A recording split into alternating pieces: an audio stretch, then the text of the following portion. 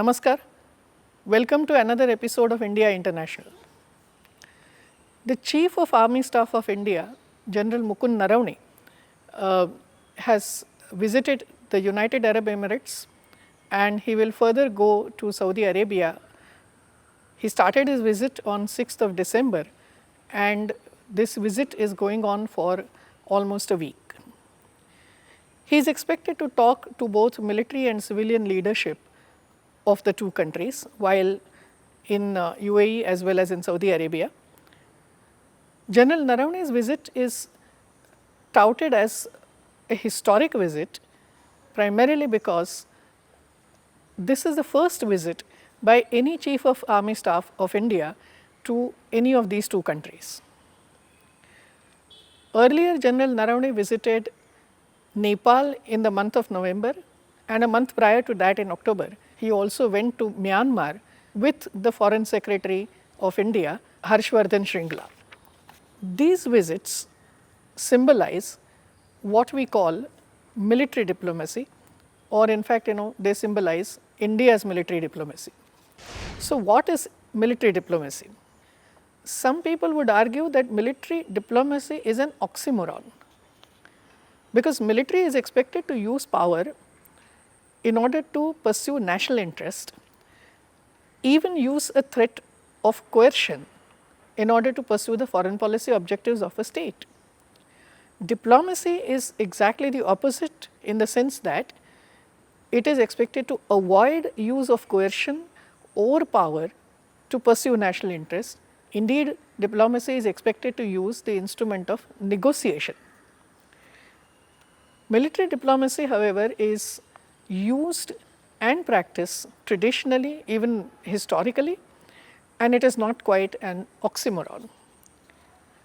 In simple terms, it can be defined as the pursuit of foreign policy objectives of a state with the help of conspicuous use of power. Naval diplomacy, which is equally traditionally used, historically used by all states, is a subset of military diplomacy, and you can define naval diplomacy as the pursuit of national interest with the conspicuous use of naval power. Well, military diplomacy traditionally meant veiled or subtle use or threat of coercion of force, use of force in order to pursue the national interests. Here I remember a story told by a naval officer of India who is today a very senior officer in the Indian Navy. The story goes something like this. Once upon a time, a king of a certain country in Europe, the name is not important, asked his naval officer, his admiral, to take a contingent of ships to a certain African country, again the name is not important. And he ordered his admiral that you take the contingent of your ships, wait along the coast of that particular country, let your ships be very visible to the people in that country, go inside, embark upon the coast and walk into the court of the king of that African country. Tell the king that our country wants to trade with them and that the African king should make concessions for the trade to our country. The admiral said, very well sir, I will do what you said, but if the king of Africa, that African country, does not oblige, what am I supposed to do, what am I expected to do? Then the European king tells his admiral, if the other king does not agree, just turn around and come back home. So the admiral goes to that said African country, speaks to the king of that African country obviously asks the question, if I refuse to oblige and if I refuse to give concessions to trade in this country, what will you do? And then the European admiral replies, then I am afraid sir, I will be obliged to follow the orders given by my king. The African king is a little perturbed by the presence of the battleships of that country across the coast, and thus agrees to give concessions to trade to that European power. In this particular story, the names of the people or the country is not important, the message is important, and the message is the way naval diplomacy traditionally used to be carried out to pursue and achieve the goals of foreign policy of a certain country. However, in the post-Cold War period, particularly in the 21st century, the meaning of the word military diplomacy has changed a little bit. The style and role of military diplomacy has changed. The use of military diplomacy by modern states, modern nation states, is something that complements the usual diplomatic channels and the negotiations that are carried out through the usual diplomatic channels. So, in a particular in this manner, therefore, we can say that military diplomacy today is something that complements the diplomacy, overall foreign policy and diplomacy of any country for that matter.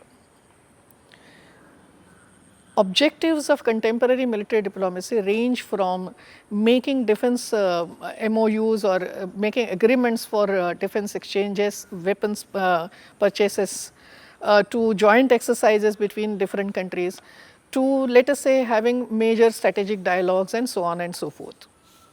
So, let us look at General Narawane's visits to these different parts of the world, particularly in India's neighborhood, in the backdrop of this understanding of contemporary military diplomacy. Narawane went to Myanmar along with India's Foreign Secretary Harshvardhan Shringla in the month of October. He went there on the 5th of October.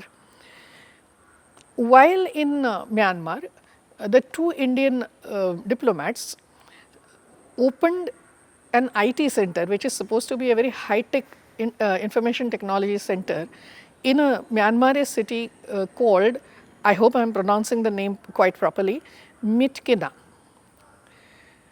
This is supposed to be state-of-the-art IT center where the youth in Myanmar will be trained, and it is expected to attract the Myanmarese youth because it is full of technology, and it has conventional and virtual teaching facilities and so on and so forth. It is something like the display of India's soft power in the strategically important province of Kachin in Myanmar.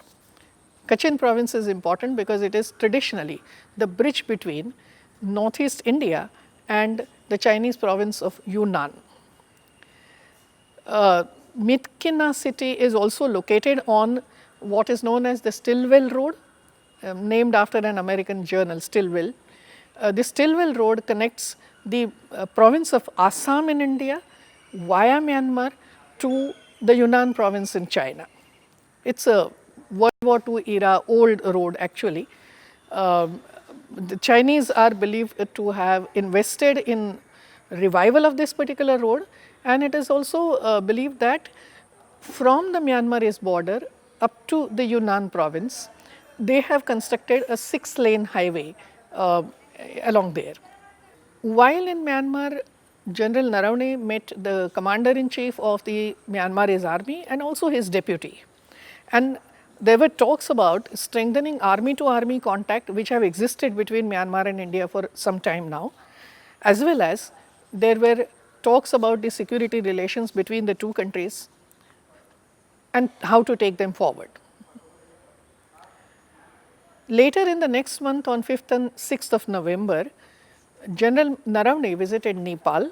This perhaps was a more symbolic visit because it came in the backdrop of bitter relations between Nepal and India, which had turned bitter for some time, and Narawane's visit was expected to break the ice and try and improve relations between the two countries. Had the visit been successful, it was expected that Harshvardhan Shringla, Foreign Secretary, would follow up a visit to Nepal, and the fact that Harshvardhan Shringla went to Nepal for a visit later in November actually confirms that the visit by General Naravane was in fact a success.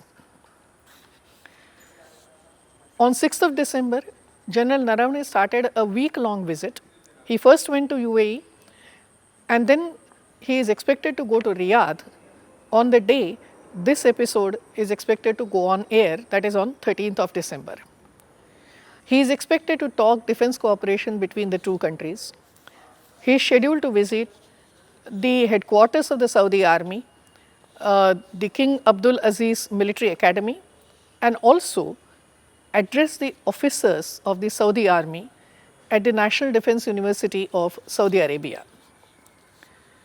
Riyadh has been wishing to pursue some kind of a treaty between India and Saudi Arabia for joint production of military equipment. It is possible that there could be some talk on this during the visit of General Naravane to Saudi Arabia. Military diplomacy as an instrument of pursuing foreign policy has been used by India earlier. During the Cold War period, it was quite common for India to use this instrument, particularly in its relations with the Soviet Union. And that is obvious because Soviet Union at that time was one of the largest suppliers of weapons to India. After the Cold War, India has successfully used military diplomacy with countries like United States or China. It has used it with countries like Japan as well as Singapore. It has used various instruments of military diplomacy, including naval diplomacy, joint exercises, and so on. General Naravane's visits, first to Myanmar, then to Nepal, and now to UAE and Saudi Arabia, are a chapter in this entire process, whereby the visit by the Chief of Army Staff is an instrument to enhance India's relations with those neighbors who are friendly with India. Thank you for watching. Leave your comment in the comment box below. Now be the first to know about the latest updates on our new news app. Go on your Android or iOS, search for HW News Network. Download our app, choose the language you prefer to get updates in, and be up to date with the latest news. If you like this video, please share it, and we would love to hear your comments in the comments section down here. Also, please do like our Facebook page and follow us on Twitter to get minute-to-minute news updates. For more such shows and videos, well, subscribe to our YouTube channel.